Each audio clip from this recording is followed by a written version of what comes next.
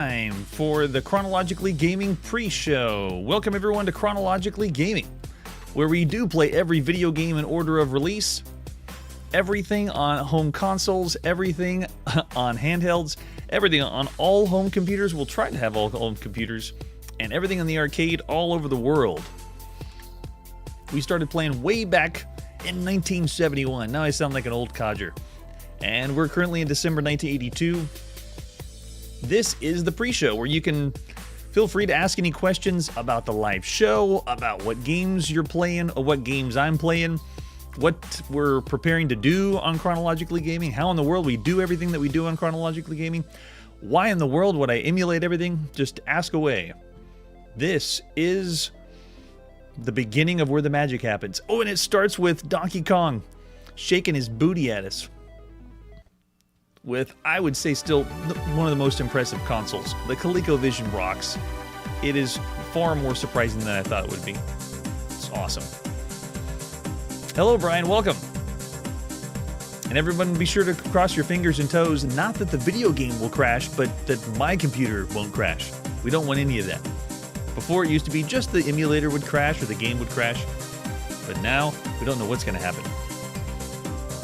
We have another really big show, and someone has told me if we're doing the show only one day a week, we should make this show really long, you know, like hours long. I think the last one was an hour long, but we'll see what happens this time. We have a lot of fun games. Hey, Mike, welcome. You're here. Hey, that's where you are. You're here. That's right, Paul. I couldn't possibly buy everything. The reason why this show works and why no one's ever done this before is because you have to emulate to be able to see all these games and systems everywhere, all over the world. Otherwise, you know, I'd be another one of those nerds that just loves the Atari 5200 so much and collects all the games and has everything about the Atari 5200. But not here, no. We can't just have one console. No, we have to have all the consoles. And we can't just have one or few of the games in the arcade. No, we want every game in the arcade. We want to see everything. That's right. I don't know about duct tape, but duct tape does hold everything together. I'm sure, Mike, yeah. There's a lot of people that have commented doing more longer shows, but it's already been difficult enough. Maybe if there's enough support and enough money rolling in on the show, then I can just say, I'm only doing this. And then I can really do every single night. Just that's my job, is to play every video game. Oh, that's great, Mike. Did you happen to tune in to when Mike D'Elia came on the show? He's been on the show as a guest a couple times. His first system was the 5200. And that's why, I don't think he said it was his favorite, but he did have a very big soft spot for the Atari 5200. Yes, Charlie, the Atari 5200 is what's really hot right now. This is the excitement as the new Atari system.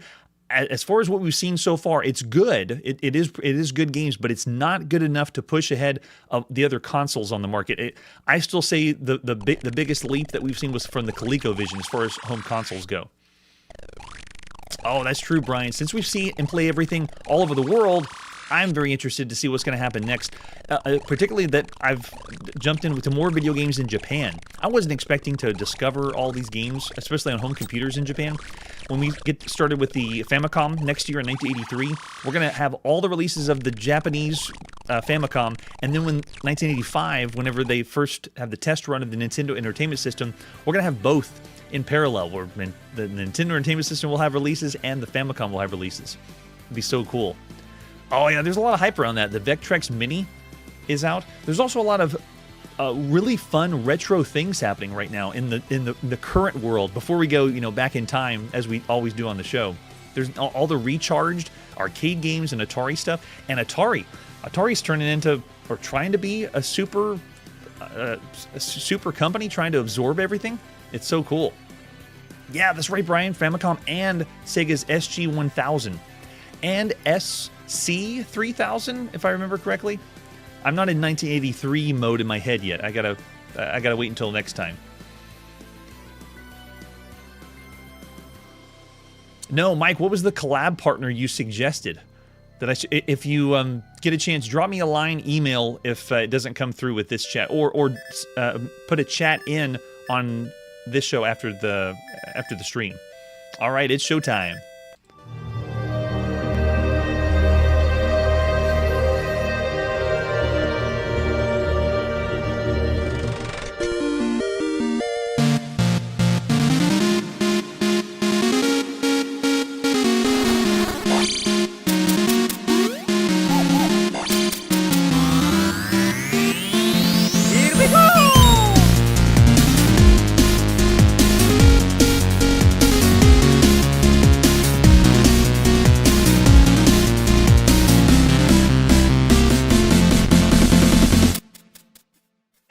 it's Chronologically Gaming, the only channel that's perpetually retro because we're playing every video game in order of release. But you couldn't possibly play every video game. Yes, we can. Come join me in video gaming at the beginning of December 1982.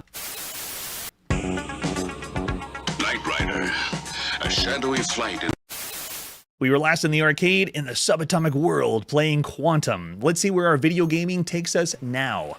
Our very next release is on the Arcadia 2001. This is R2D Tank, not R2D2. Star Wars is very popular right now. This is R2D Tank. Here's the box, but you know what? We're not going to do the box that way because this one's a little different.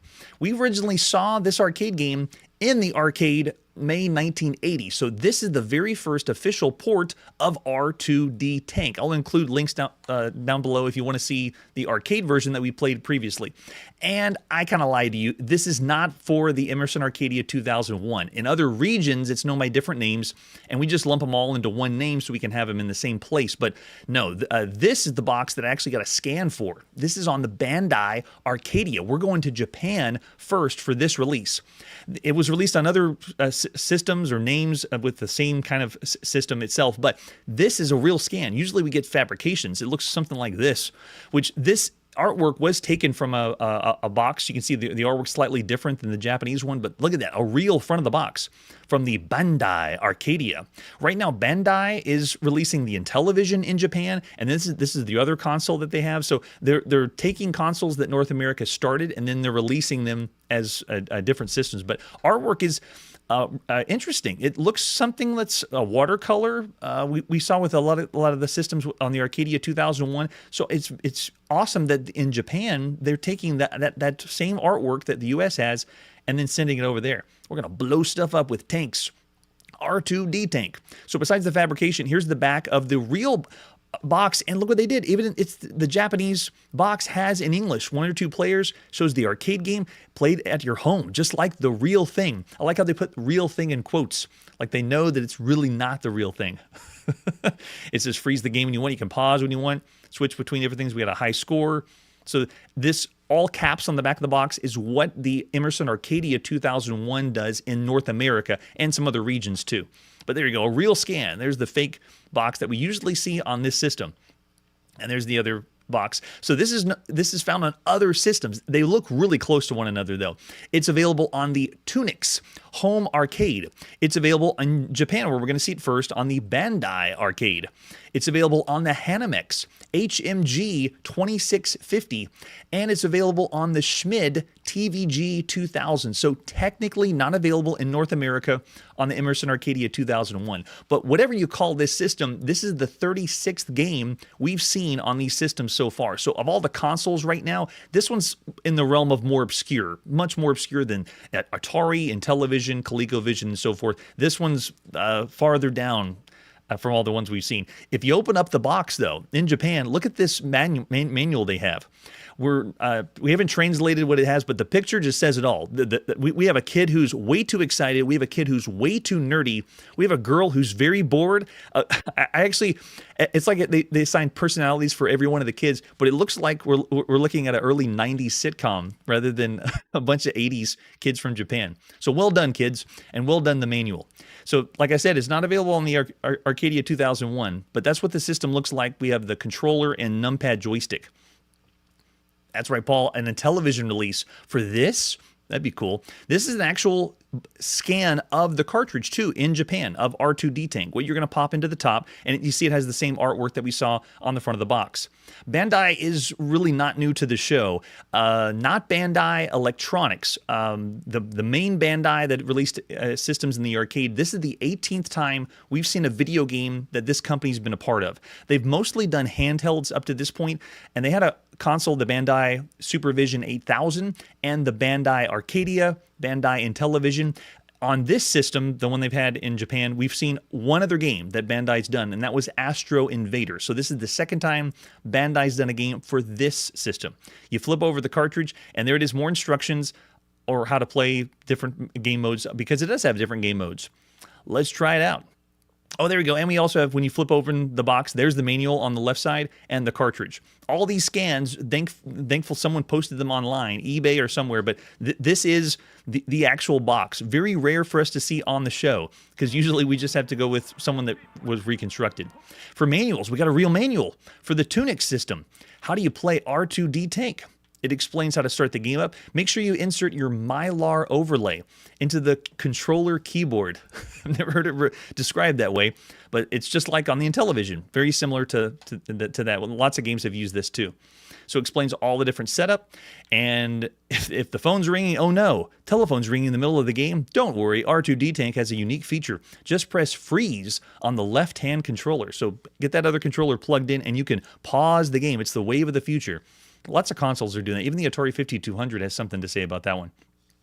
Press the disc to move the joystick in the direction you want your tank to move. You can only move in 90-degree steps. To your battle stations. You are tank commander going into battle against heavy odds. Your tank has one missile to start with, or one life maybe. As you proceed through the battlefield, you can pick up more missiles. Every white dot extinguished by a tank passes over will add 10 points to your score and one missile to tank's armory. Each frame has 84 dots. Frame is what they mean by screen. So you have dots to pick up, just like in Pac-Man or Rally X, or not Rally X, Head-On, things like that. For the first frame, you can accumulate an unlimited amount of missiles. When you've extinguished all 84 dots, you pass to the second frame where 2 red tanks appear, and it moves on from there. More and more tanks appear, just like very similar to the arcade. But watch out for the red tank. Besides shooting you, they're also laying landmines. White dots change to red X's. You can fire and destroy points, and the red landmines will revert to original white dots. So the object of the game this is a one-player only game. It scores as many points as you can go through as many frames as possible. In other words, it's another score tag game, just like the arcade, very similar to the arcade. We got some screenshots of the game explaining more things, helpful hints, and it's always good when they have this, because a lot of times you don't know exactly what's happening on screen. And yeah, Brian, they really loved overlays back then. And if you don't have the overlay, you're not really out of luck. You can still play this game, which is nice. 2-player, knock your opponent's 5 tanks before he destroys you. Also accumulate as many points as possible, extinguishing the white dots. Oh, so wait, it is a 2-player, but you don't get to play against them? We'll see what happens if we can go into the game option modes. The 2-player scenes, let's see, player 1. Oh, you can. Look at that, 2 players at the same time. So it's 2-player. That's awesome. Usually we see hot seat multiplayer or arcade multiplayer. Yeah, there we go. We got options. Wow, this is great. I thought this was a dying art to have options or game variations, but it's here. We got game mode 1 and 2, 2 players against each other. Oh, that's awesome. Game mode 3 is a demonstration mode. That's interesting. So we don't just have one game. This is already better than the other games we've seen on this console. And it has tips down at the bottom for 1-player game and 2-player game tips. Love it. So it feels like a classic manual. Let's pop in this cartridge and play R2D Tank by Sigma Enterprises, ported by UA Limited, published by Bandai in the beginning of December 1982. This is the 5th time we've seen Sigma Enterprises, and the first game that Sigma's done at home. So far, everything's been in the arcade. Sigma did R2D Tank, New York, New York, Spiders, and Ponpoco. And don't forget Ponpoco. That was the game that had the very first theme song. It's an original theme song for any video game we've seen up to this point. All right, let's check out the game mode. So off the bat, it's using a background layer, most likely, for this giant tank on the screen. Really cool, just like in the arcade. So we got game modes 1, 2, and 3, options 1, 2, and 3. So not a whole lot of variations or options, but it does allow you to just have the game play itself. It has a demo mode. It has a multiplayer competitive mode, and you can play single player if you want to. All right, let's push start and go. The opening intro is a really small ditty. Uh-oh, the joystick doesn't work. You know why? You need to use the left joystick port. Or sorry, the right joystick port. So I tried my left joystick, which is what most people go for the first player, but nope, didn't work that way. All right, so I'm controlling the green tank. As I move around, it is true, just like the manual said, I can only move in 90-degree increments, so slightly stilted. And if I fire a shot, I can use it to turn the red mines, which are X's, into safe dots that I'm just collecting, like I would with any other top-down maze game. In a way, you have the other game options where it actually will provide walls to this, because when you look at this, I know we're collecting dots, kind of like Pac-Man or a top-down maze game, but it doesn't really have a maze feel to it. Well, you just change the options and it adds walls. It makes it feel like a maze. But as of right now, I'm just running away collecting all the dots. I'm ignoring the enemy because if I do, I think if you just shoot him, there you go. He's going to come back, right? Yeah. He just came back in the same corner. What? Can I just rack up a bunch of points shooting him then? Let's see if I ignore him and then shoot back. Oh, interesting. So the control is absolute, though. It's funny that I'm playing a tank game, but it does not have tank controls. If I move up, the tank moves up. If I move down, the tank moves down. But I can't go up directly back down. So if I'm going up and try to go down, it doesn't work. So it's like a halfway tank controls, halfway not. No, I still call it absolute control because it goes in the way I want it to go. Now this means I have to destroy or convert the mines to dots to move on to the next screen. The game options that we can go into allow you to just add walls to the game. All right, let's try to do that. He better not lay any more mines. Oh, unless I land on the mine. Let's see if I can do that shot there. That should convert most of... Oh, if he runs into him, you die too. So the amount of lives you have, they explain that in the manual. Just go as long as you can. And you see they have a score at the top. If we go into a 2-player game, then they'll show... Oh, we finished the first round. Nice. And they go to the next one. And every time, just like in the arcade, you go to a new round, it adds another tank for increased difficulty. So now we have 2, and then it's going to go 3, and you just go for a higher and higher score. This is the 345th arcade maze game, top-down arcade maze game that we've seen on Chronologically Gaming. For vehicular combat games, we've seen over 100 video games similar to this. It is a variant of Tank, the 34th variant of Tank we've seen so far since the very first in the arcade, and that's not including the official Tank and Tank 8 or in the series of tanks. This is clones or copies of tanks. This is the 14th variant of Tank that we've seen on all home consoles up to this point. And most home consoles have their version of a tank-like game. Oh man, I accidentally ran into the mine. Desert Fox was on the Channel F. Combat or Tank Plus was on the Atari 2600. The Creativision had Tank Attack. Tanks a lot. Here, I'll go into another option here. Let's do this one. Game 2. So this should be 2 players. Let's see if we can do fighting against one another. Yeah, it has a really good arcade feel. And here you go. I'm controlling both tanks at the same time. One tank is controlled by the green tank. The other player, that's so cool, gets to go over the dots and change them into mines. So you get to be laying mines against the other player. I'm controlling both controls at the same time right now. So the other game that we saw on this console was Tanks a Lot. Love the name. That's another tank style game. On the Philips Video Pack, there's Battle. On the Odyssey 2, there's Armored Encounter. And then there's also Armor Battle or Armor Ambush that we've seen on the Atari and the Intellivision. There's Phantom Tank that we saw on the Atari 2600. Tank Battle on the VC 4000. The Panzerschlacht game on the SHG Blackpoint. And then on this system, the Arcadia, was Combat. So we just saw a tank game already. So this console, this is the 3rd tank variant that we've seen so far. Tanks a Lot and Combat are already here. And this one obviously is based on another arcade style game. I want to switch this up. Can I switch the game mode? Yeah, just do a reset. And then do... Oh, it won't let me switch in the middle. Darn, okay. You have to do a complete crash of the game to switch the options out. Yeah, it won't let me switch in between. I guess when you play a 2-player game, you can rack up a high score and then move on to the next one. You can see it's keeping the high score table at the top for each player, which is kind of nice. But great arcade feel, great port, very well done. Lots of game modes, lots of variations, works really well. This mode that I'm playing right now, I call these dual shooters, where you get to face off against a player one-on-one and shoot one another. We've seen that since Combat on the Atari, or since Tank, or since 1971 with the shooters that we played, Computer Space and Galaxy Game. They were the same style of games. This one does have that classic arcade gameplay loop where you just keep on going and getting a high score if you want to. Let's see, if I just have one player die the whole time, then will it let me go back to the main screen? I think so. So this is controlled with the digital joystick of this console and the keypad. What's great about this is the joystick actually works. We played games on this system where the joystick doesn't respond and everything's on the number pad, which is a little boring. So this is awesome. This is what console games are supposed to be like, or should have been like. It also has turbo fire. If you hold the button down, it's a very slow turbo fire, but oh, here we go. We got the game over. Now we should be able to switch out the game mode. There it is. Nice. So I want to do option 2. Let's do with game mode 3. So just so you can see a little variety of what the game has. So this is against the computer.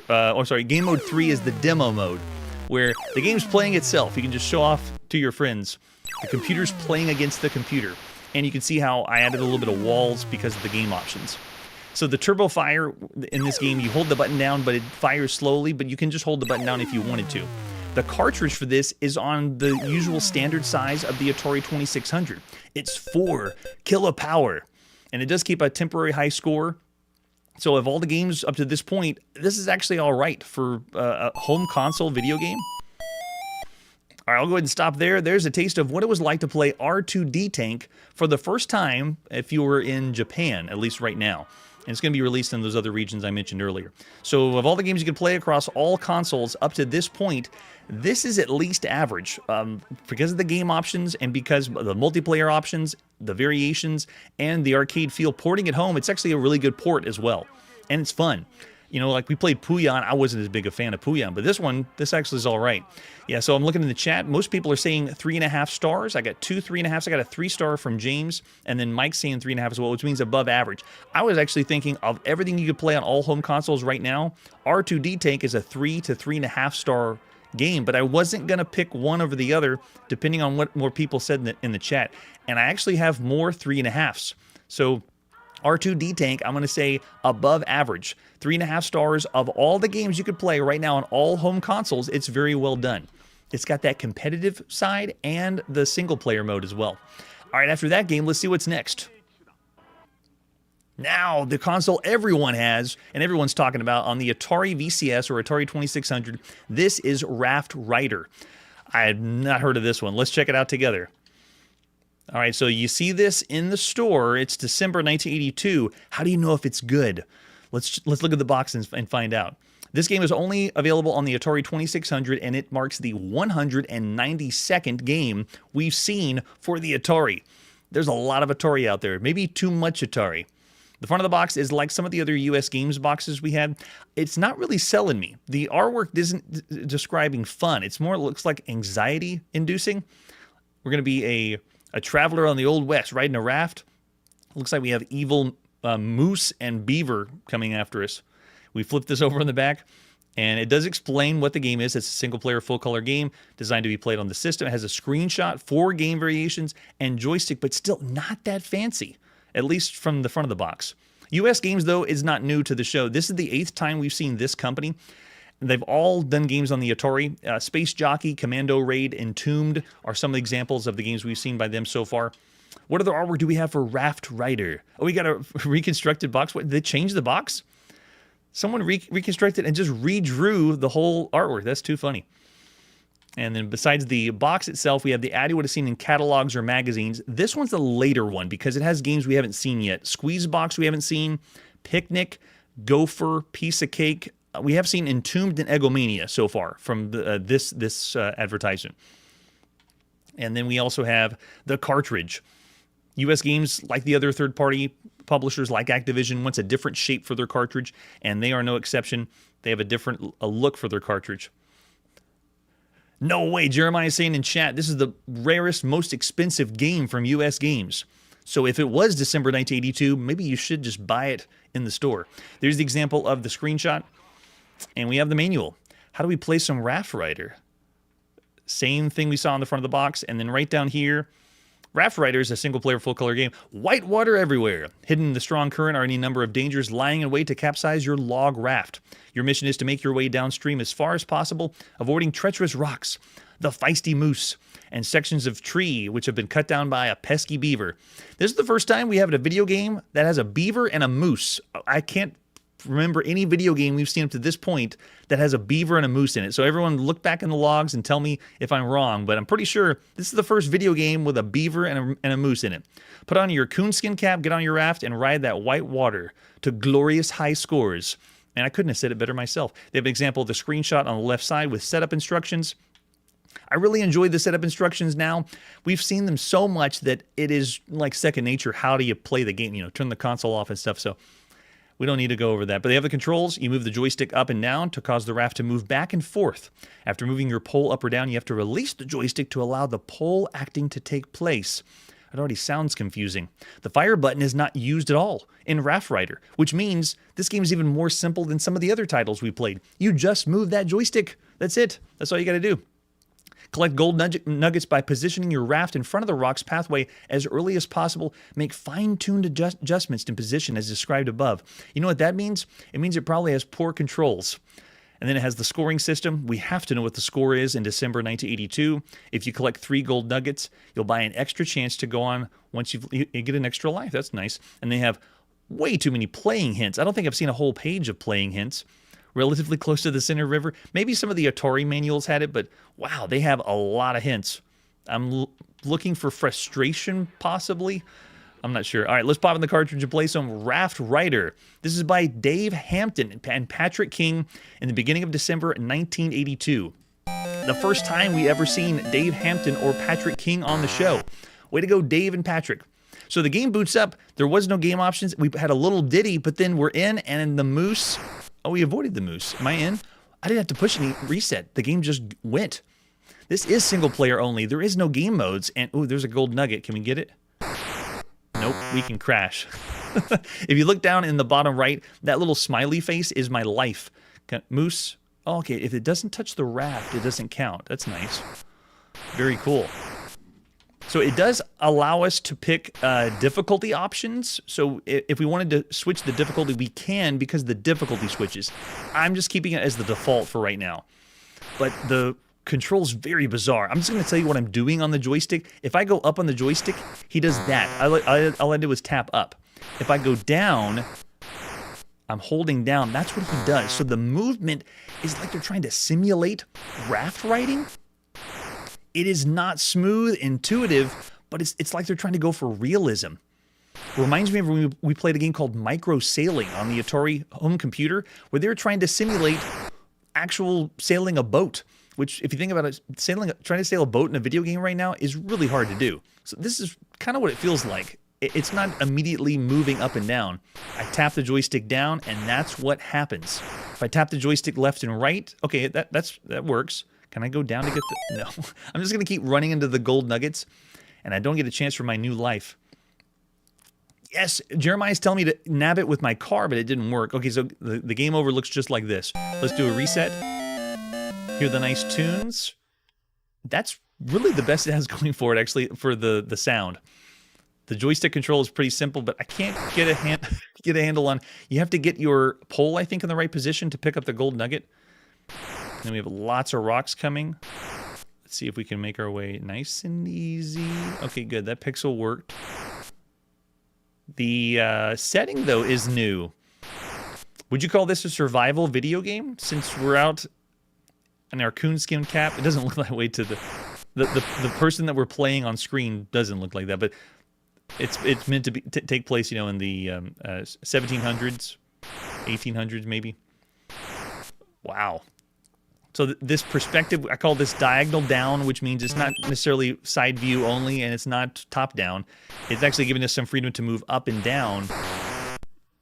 Oh, that means a tree knocked down because the beaver. So I'm interested. It's okay, but it is clunky.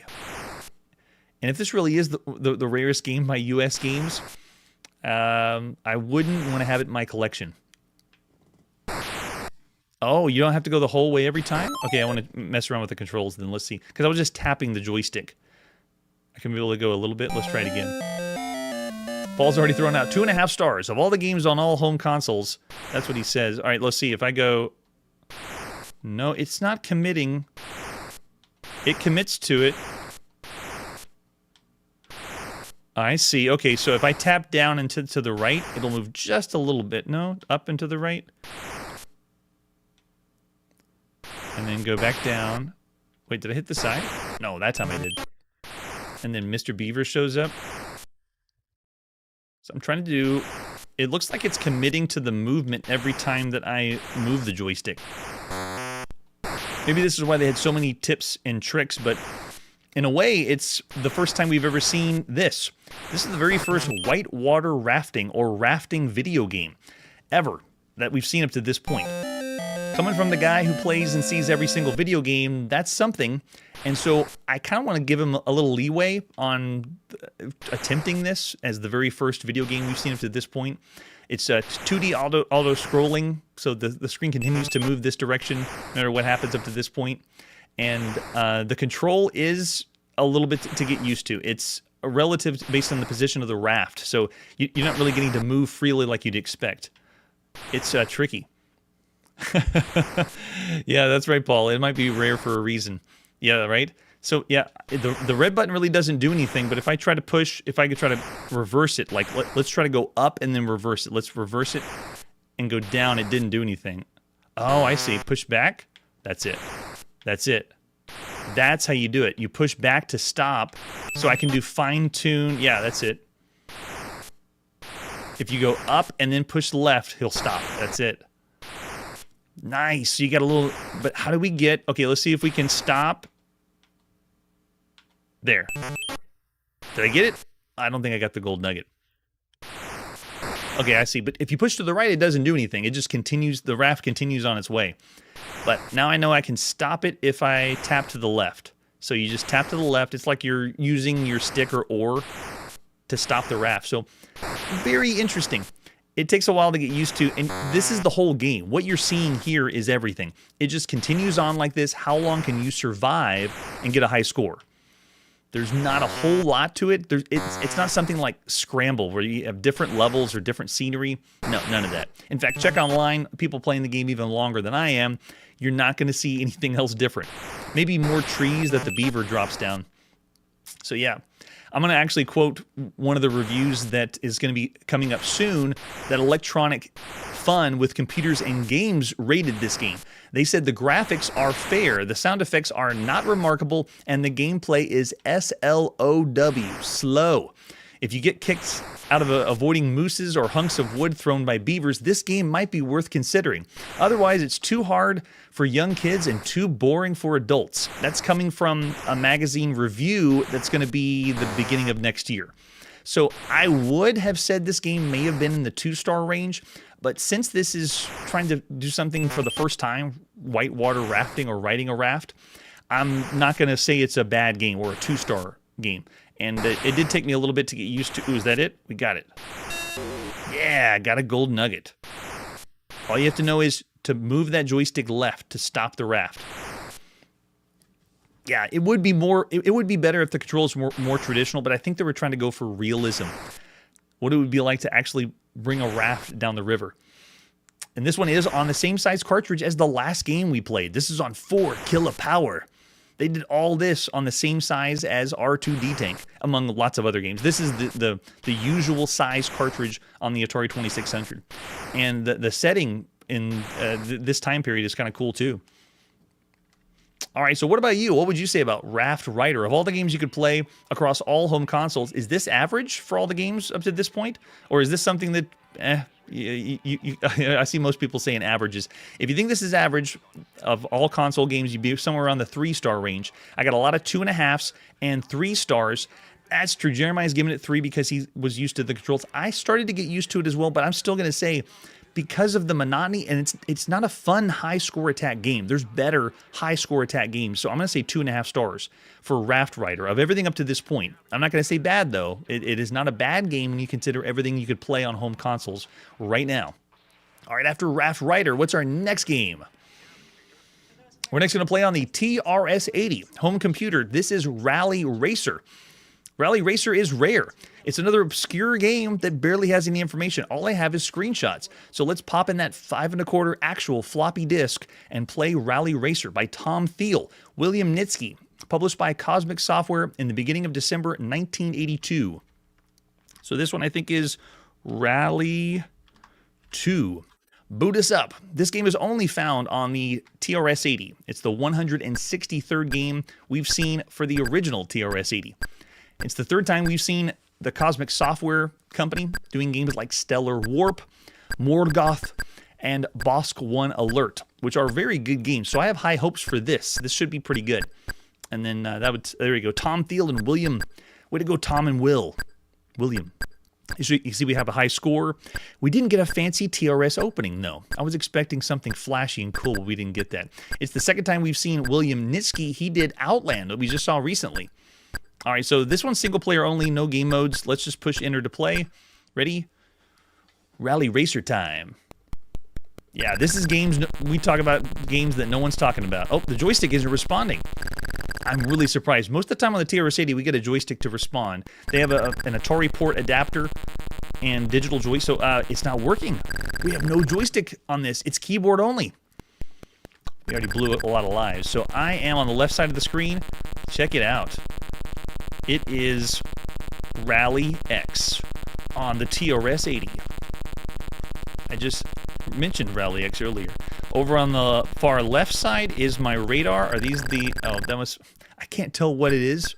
The hashtag was the wall or the barriers. All right, let's try it again. Not a lot of sound effects either. We've heard better sounds. We've even heard the game talk to us on the TRS-80. So the first impression I get with this is we have played a Rally X game already on the TRS-80, and this one isn't as impressive, but it is moving in the direction I leave it. So like if I push up, it stays going up, but if you hit a wall, it does a bounce off the wall, which is more reminiscent to the arcade. Okay, that must be a flag, right? There we go. Everyone use your imagination when you're playing games of this vintage. Yep, sound has a lot to be desired. We've heard better sound and sound effects on this. If you look over on the left, that's my mini-map or radar. It's telling me where everything is. The enemies are represented by the asterisks, it looks like. And it looks like zeros are the flags, so let's go pick them up. Looking over on the left, over there. Make our way down. So it's not doing any favors of like the sound and the music you would have heard on Rally X in the arcade. All right, do we have a flag? No, it's enemy. Oh, zeros are... Oh, there it is. Okay, let me see if I can get this one. No, it's the enemies. They got me. So it's an arcade maze game. It's a driving game. That's kind of how we tagged this when we first saw it. This marks the 13th time we played a clone or copy of Rally X on all systems, and that's including Rally X. Some of the more popular ones we've seen up to this point have been Radar Rat Race, Route 16 that we saw in the arcade, Cross Country Rally. We saw a game called Rally. That was the other one on the original TRS-80. The really good one, though, one of the best versions of Rally X was a game called Getaway on the Atari home computer.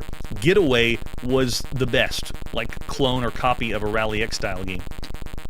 Okay, the zeros are the ones. I gotta go pick up the other ones. So this radar is different. Also, the other game we played on the TRS-80 just called Rally. It didn't move like this. When I moved my car, it would do it like I was walking. But this one actually feels more like I'm driving. I move around, and it stays in the direction I go. So graphics are using, you can see we're using asterisks and zeros to represent things on the mini-map. I love it. So cool and very quaint. After this level, it continues on, generates another level for you. You keep going. Classic arcade gameplay loop. It has that mini-map and radar on the side, and it scrolls based on the direction you go. So from right here, I'm digging it. It's okay. But of all the games you can play across all home computers, there's better copies of Rally X, there's better games, and it's not joystick controlled. I gotta give it lower marks because it's a lot more fun to play with a joystick or a controller rather than just keyboard controls. All right, so in the chat, most people that are here with me in December 1982 say, this is a 2-star game, wow. And the driver's Harvey Wallbanger, I love it. Charlie's saying 2 stars as well. James is saying 3. Yeah, Mike's going, eh. Any TRS-80 fans, though? Any Tandy Radio Shack fans that would rate it higher just because of nostalgia? because this one is very rare and obscure. I'm thinking between 2 stars, which we would say bad, or 2.5 around average. I'm seeing mostly 2s, and I have to concur. Rally Racer, and it's the keyboard control, and the control isn't as tight, too. I'm going to go with 2 stars for Rally Racer of all the games you could play across all home computers. All right, so after that, let's see what our next game is. To another home computer, it's the Commodore VIC-20. Thanks, William Shatner, for bringing us the Commodore VIC-20. This is Rat Hotel, another one I'm not familiar with. Let's check it out together. Rat Hotel. The front of the box is awesome. Looks like a cartoon, a kid's cartoon. This game is only available on the Commodore VIC-20. The 336th game we've seen on the Commodore VIC-20 thus far. How did this only get on the Commodore VIC-20? Usually it's going to get ported to the Commodore 64 or other computers, but no, this one's exclusive. The front of the box is awesome. Flip this over. It's not easy being a rat and trying to stay away from when Waldo, the maintenance man, is after you all the time. Scurrying from floor to floor of the Hotel Paradiso, you're trying to eat whatever food you can find for energy and yet avoid obstacles that Waldo has fiendishly placed in your path. And with his atomic elevator, Waldo can leap many floors in a single bound. Be a rat. This is how the game is marketed. Start at the top, work your way to the bottom. Just remember, Waldo doesn't like rats. Rat Hotel is a fast-paced adventure game. This is why you shouldn't believe video game descriptions right now. This is not an adventure game. It has arcade-style action, high-resolution graphics, and increase your proficiency. The game's challenge level increases at a sustained high level. I'm intrigued. What other artwork do we have for Rat Hotel? That is a massive rat. So you can see this is by a few different companies. Creative Software is on this box. Creative Software was the publisher for this one. It's the 16th time we've seen this company bringing us games like Apple Panic, TerraGuard, Trashman, Serpentine, Videomania, and Choplifter for the Commodore VIC-20. They've done a lot of those style games. Besides the box, we have a later ad you would have seen, and you can see they have a game called Save New York, which we haven't seen for the Commodore 64. I really hope we don't have to play every Commodore 64 game. There is way too many. All right, so this advertisement we're going to see probably 1983 because this was re-released, if you see on the copyright. This is the cartridge you would pop in to your Commodore VIC-20 with an example of the screenshot. And we have other versions. It was released in PAL regions as well as North America. We're playing the first. In North America, this is Rat Hotel, developed by Tensor Technology and Joanne Lee in the beginning of December 1982. So this is the 7th time we've seen Tensor Technology doing games like Outworld, Cloudburst, and Spiders of Mars. Joe Lee, or Joanne Lee, is the 2nd time we've seen that developer after Skibbereen, which was okay. It was a pretty cool Pong or breakout style game. All right, so we can pick the difficulty level for Rat Hotel if we want to. I'm going to keep it on the base level, and there's no multiplayer modes. You can only play by yourself. Everyone ready? On your mark, get set, go. And now I get to describe what we're seeing. I'm in the top left corner. Can you see me? I'm my little rat just scurrying around, wiggling around, and there's Waldo. He's after us. And he got us. Like he crushes us. This game has music that plays the entire time. Really, really nice. Oh man, Waldo got us again. I lost another life. What you see on the screen are different cheeses. The cheeses are flashing, and if they're flashing yellow, you can pick them up, get some points. You can see my score goes up after that. If the cheeses turn blue, then you get double or more points for the cheeses. Oh, I already got a game over. Let me readjust the screen and go. If the cheeses take too long and they turn black, then you get stunned momentarily, you get like sick.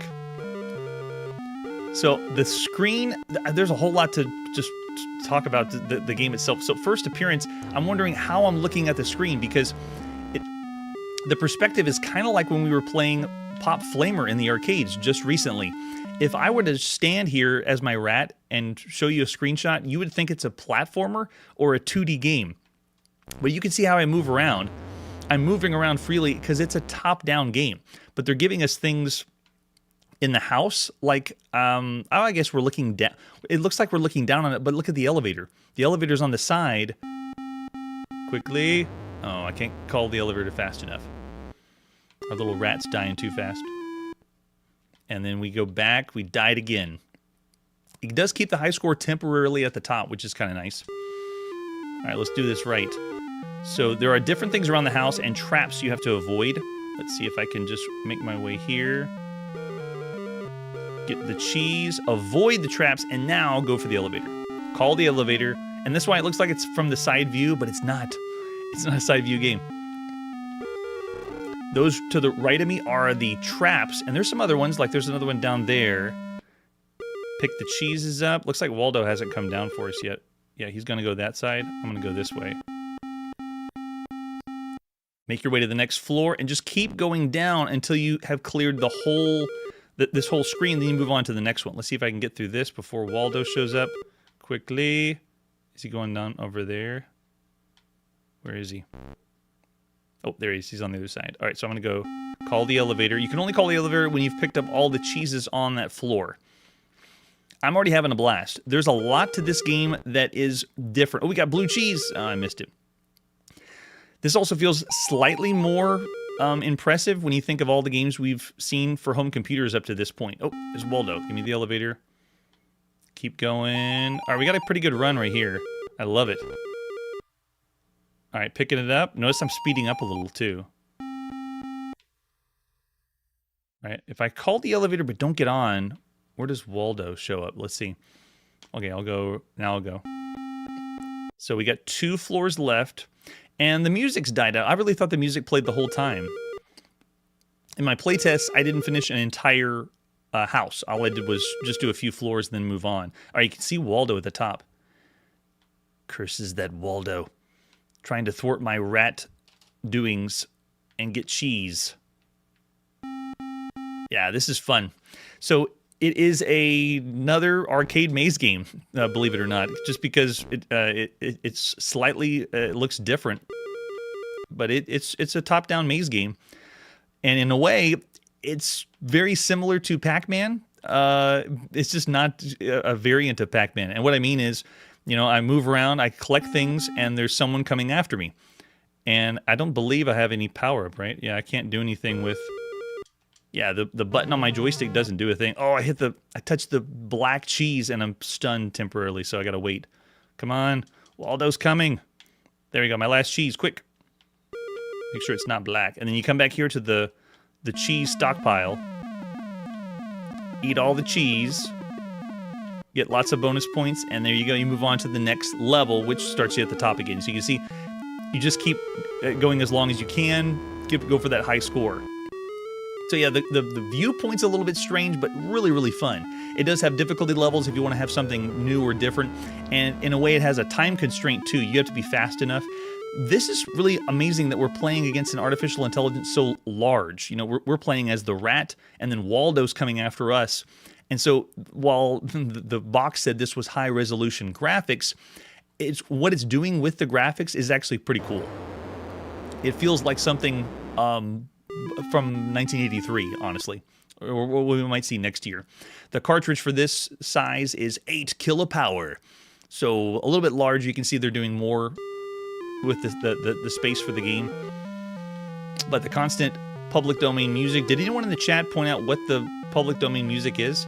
I believe it's Mozart, but someone can correct me on that. But it's another game with public domain music playing in the background. It's really nice. The setting is a hotel.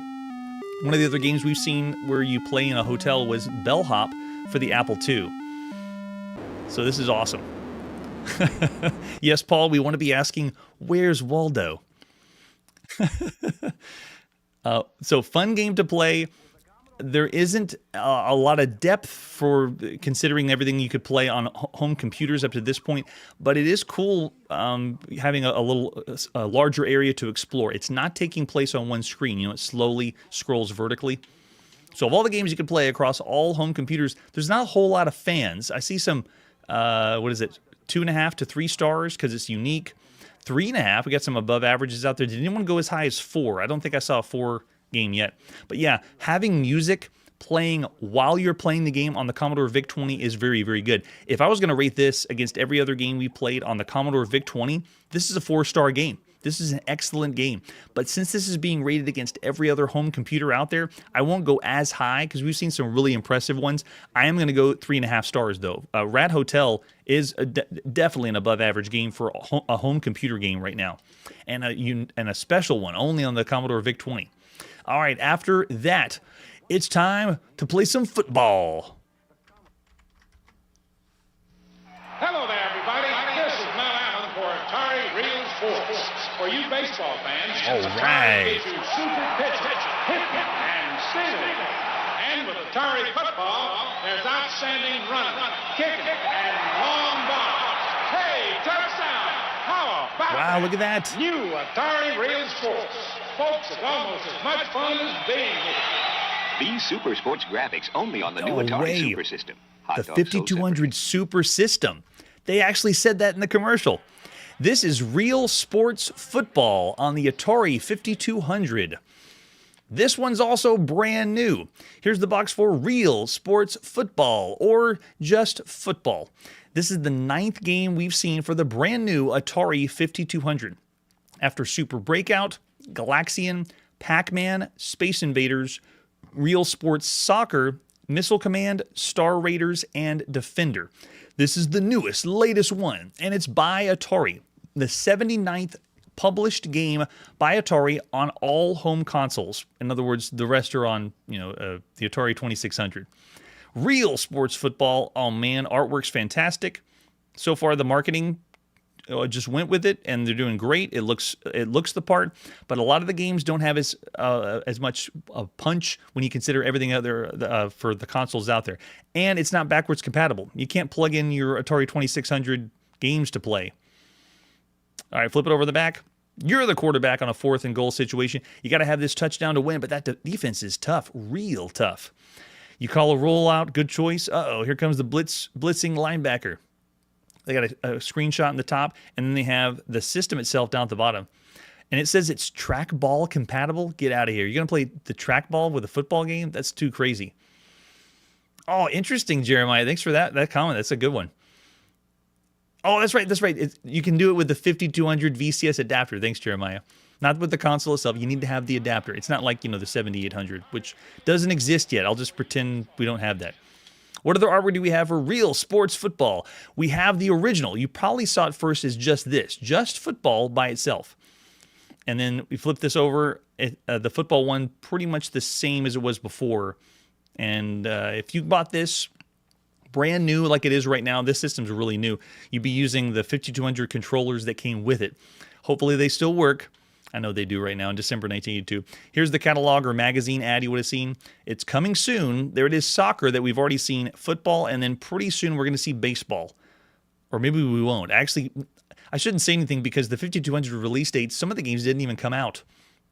There's the 5200, the Super System with the cartridge, the massive cartridge. Everything's bigger on the 5200. The system's bigger. The power supply's bigger. Everything's bigger, not necessarily better. Oh, yeah. Retro Gamer Gen X, welcome. Yes. Yes, it did come out on both systems. We're going to see it first on the 5200. But tune in next episode. We'll be seeing it on the 2600. Oh, yes. It did totally come out. Okay, great. I can't say anything until we actually see it on the show. So at this point, we haven't seen that yet. Look at this artwork, though. Man, the artwork is awesome. Even if you're not into sports, you got to admit, it's really good. We have an example of the screenshot there, too. And we have the manual for football on the Atari 5200. RealSports. The game is designed and implemented by Jim Huther, the 6th time we've seen Jim on the show. He did Hunt and Score, Skydiver, Steeplechase, RealSports Volleyball. He worked on the design on the Atari 2600. This marks the 4th time we've seen a RealSports game. The series of RealSports. We've seen baseball on the Atari 2600, RealSports Volleyball on the Atari 2600, and soccer on the Atari 5200. This is football, video game football. And we have a story in the manual. I'm not going to read the whole thing, but you got to admit, Atari's going all in on video if they're going to do a sports story. I think they did the same thing for soccer too. They have a read up to get you pumped for the game, I guess. I love it. The basic rules of football apply with some modifications you should know about. Like regular football, the object is a two-player game to score more points than your opponent. Well, duh. You get touchdowns, field goals, safeties. In one-player game, you can be more proficient with the main features of the game. So this manual is very lengthy. There's a lot to this, but this is not the only paperwork you would have gotten. There's also a playbook. So I'm just going to go through a little bit of the manual, but I'm not going to read it in its entirety. There's the 5200 controller that you're most likely going to play this game on. It says it's compatible with a trackball. Someone needs to verify that themselves. I'm going to mark that this game works with a trackball, but someone tell me, what's it like to play Atari football with the trackball? I wonder if it's like playing it in the arcade. You need an overlay to play this one to call all your plays. You can pick the players between 1 and 2. If you play a one-player game, you're only going to be able to play offensive. You do not play defense on a one-player game. If you play a two-player game, then you will be switching off between different ones, and you can also pick between how long you want the game, 15 minutes or 6 minutes. And then all the buttons on the make sure you have the overlay. You can pick your gameplays there. And then we have the pause feature like we do with the Atari 5200. That's one of the big sells. You can pause the game. Amazing. But you have all those extra buttons, and there it is, the trackball, the future accessory. Oh, and Jeremiah's saying 2 playbooks. Oh, you're right. That's right. I'm only going to be showing 1 tonight, but yeah, it did come with 2 playbooks. I won't show both of them. It explains how to call plays. You have 18 different offensive plays, 6 defensive plays to choose from. And then over on the right side is the screenshot showing you your pick formation. Make sure the other person doesn't see it if you're doing a 2-player game. What you can do on offense, what you can do on defense, running the ball in, quarterback throwing the ball, passing. It's all here in the manual. They break everything down. You can see it's very, very detailed. And we mentioned this when we played one of the best football games on the Atari home computer right now, Star Bowl football. Same thing. Very, very impressive. It takes a lot to get all this into the game. This cartridge is massive. It's the largest cartridge size for video games we've seen up to this point. This is on 16 kilopower. Kilopower. You can change plays. It's not the only game with this cartridge size, but we've seen other video games that are that large. It has some strategy. It has running player speeds. Now, this isn't endorsed by anything like the Intellivision. There's no NFL player rights or teams. It's just the purple team versus the orange team, depending on what your CRT television would look like. And it breaks down what passing's like. So the reason why I'm showing the whole manual is to show you how detailed and how much you could get into the specifics of this game compared to other video games on other home consoles. In a way, it makes me feel like the Intellivision. Very, very complicated. They even have a football glossary at the bottom. But you can see the manual has artwork. It has screenshots helping you out. Very, very well done. And it's got a scorecard. Look at that at the bottom. No way. And then Retro Gamer Gen X saying this is his favorite football game until Tecmo Bowl came out on the NES. That's awesome. Now, this one or the Atari 2600 game, because this is the 5200 version, which most people are saying is inferior. All right, so we do have the playbook. I don't think I'm going to read this one entirely. This is the home playbook rather than the away playbook. And this one shows you what it's like to do 1-player, 2-player games, and then all the different buttons and what they do and how you can call your plays. Here they are. All offensive plays.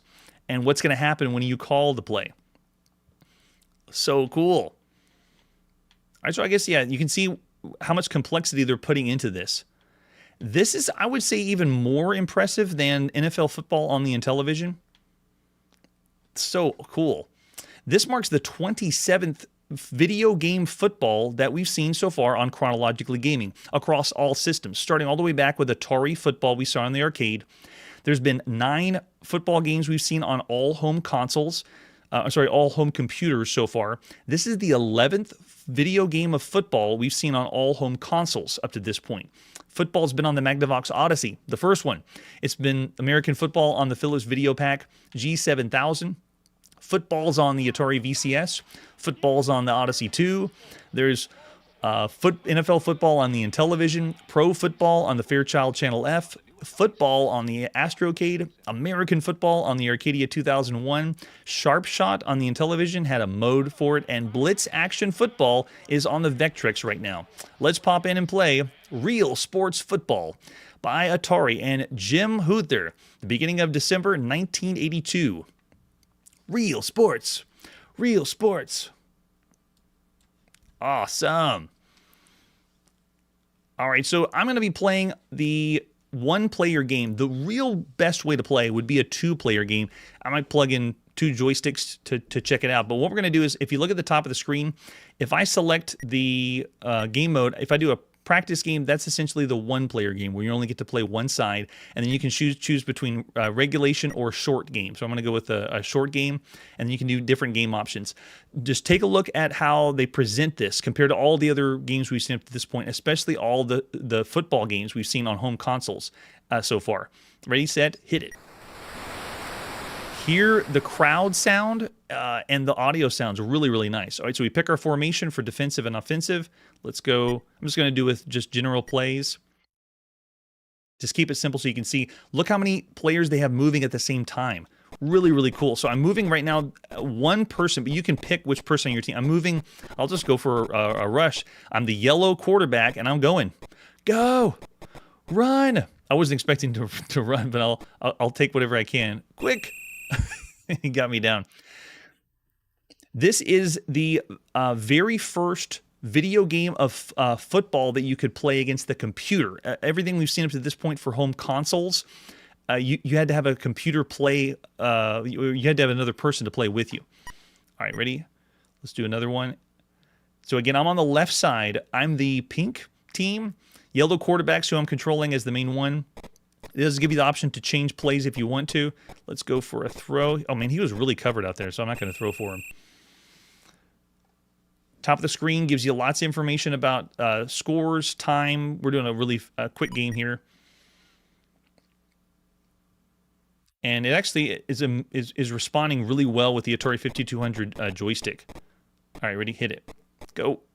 Oh, let's see. I had to switch to the receiver. Notice that it switched from the quarterback was yellow, which is the one I was controlling. The receiver, you have to switch to connect with the ball. I almost had it, but missed it at the last second. And yeah, Paul's asking about the release dates. There's some release dates that say that the 2600 version of Real Sports Football came out after this in 1983. But it's so close because I had some sources that said the Real Sports Football on the Atari 2600 came out in the holiday season or the winter of 1982. So I'm going to put them together. We're doing the Atari 5200 Real Sports Football now, and then next episode I'm going to do the Atari 2600 one. So just take a look at how this looks and plays compared to what we're going to see next episode, because they're pretty close. And sometimes if the release dates aren't set in stone when they come out, I try to put them back to back so you can have a really good comparison between the two different games. Oh, go, block, go, go, go. I can't believe we're getting such good rushing. Look at this. Run it in. Go. Oh, maybe I shouldn't be running diagonal. It kind of messes up. He's slowly gaining on me. Quick, get the touch. Oh, that's so close. All right, ready? So I can't stress this enough. There was another football game we played on the Atari home computer that's out called Star Bowl Football. This game, because the hardware is very similar to the Atari home computer, touchdown. Yeah. He does a little dance. I love it. This game essentially could have been as good as Star Bowl Football. It wasn't done by Atari, a different company that did that one. All right, let's see if we can connect a pass and get that one going too. But this is not even close to Star Bowl Football. So just so you know, we are going to compare this to our rating to be compared to all other games on home consoles. So, but if as all the games you're going to be playing a video game football, I would still say Star Bowl Football is the top of the top, the best way to play video game football right now. It has more game modes and options, but for a home console game, the Atari 5200, this is really, really good football. All right, ready? Change the play. Can I control? Oh, I can go for a pass. Try to get an interception there. Go! I think he did the kick, right? Yeah, and we missed the kick. Bad play. Don't go for a kick on that one.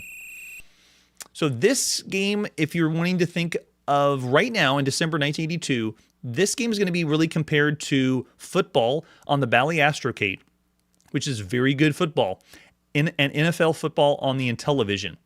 Maybe if you want to, you could compare it to Blitz that's on the Vectrex, but that one's just very different. Perspective's different. The way the games plays is different. The way that this would be compared to the other two games on the home console, it's great. It's a really good, fun game of football, and it's done very, very well. However, when you compare it to the Atari 2600 that's released around the same time as this one, that would be the better, more action-based game. Faster paced, I guess you want to put it. And of course, you're going to have a lot more fun if you have someone else to play with instead of the computer. That's right. It is not a super fast game. That's true, Mike. Yeah, the 2600 version was really impressive. In fact, I keep talking about the version even though we haven't seen it just yet. That version, how are they going to do it? How are they going to play football on the Atari 2600? We've already seen football, and it was okay, but it wasn't like that amazing.